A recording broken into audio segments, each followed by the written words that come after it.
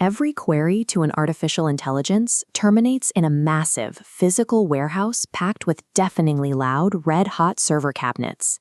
By 2026, training models like GPT-5 will require over 1,000 terawatt-hours of power, rivaling Japan's total electricity consumption. And to prevent meltdowns, the industry drains billions of cubic meters of fresh water annually, enough to supply 10 million people. This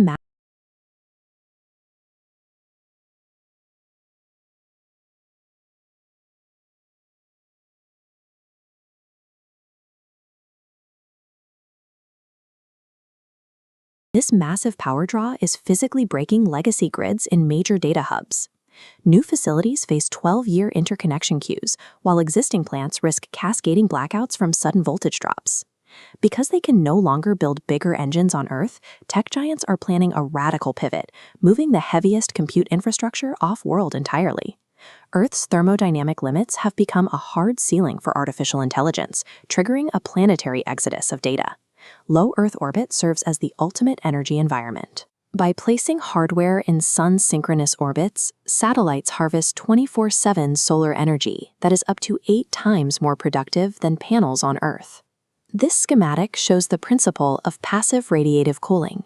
In the absolute zero vacuum of space, intense processor heat is vented directly out as infrared radiation, eliminating the need for a single drop of water.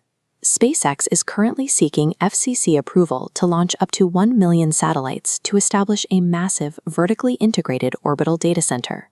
Blue Origin has responded with Project Sunrise, an enterprise-focused constellation of over 51,000 satellites designed to host high-value data infrastructure. By utilizing infinite power and zero-cost cooling, whichever corporation deploys first can fundamentally alter the marginal cost of computation. This diagram shows a global mesh network, a decentralized supercomputer linked together by targeted lasers firing data between nodes. To unify these networks, DARPA's Space Beacon protocol acts as a universal translator, allowing military, commercial, and allied laser networks to communicate seamlessly across incompatible standards. China is executing its own state-led countermove, the three-body constellation. This planned network of 2,800 satellites is designed to ensure independent AI dominance and bypass U.S. semiconductor sanctions. These systems are moving into the operational phase. Startups like StarCloud have already successfully tested NVIDIA H100 GPUs in orbit, performing the first AI model training in space. The relentless race for artificial general intelligence has successfully triggered a massive geopolitical land grab for valuable orbital real estate. Moving AI to space requires a massive increase in launch frequency. Each flight releases black carbon and greenhouse gases directly into the upper atmosphere, turning the launch industry into a major particulate polluter. Because server hardware becomes obsolete every few years, these constellations require a constant replacement cycle, meaning thousands of satellites will be routinely incinerated in the atmosphere. This visualization shows the release of aluminum oxide nanoparticles during re-entry. These particles act as a catalyst for severe ozone depletion, posing a long-term threat to the Earth's radiative balance. The density of these constellations has already thinned the margin for safety. The crash clock shows if satellites lost maneuverability today, a catastrophic collision would occur in 3.8 days.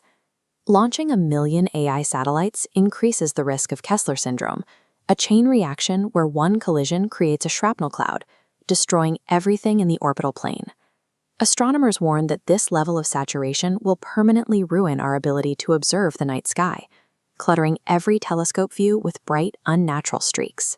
Moving the heaviest compute infrastructure to orbit trades a terrestrial energy and water crisis for an atmospheric and an orbital debris crisis.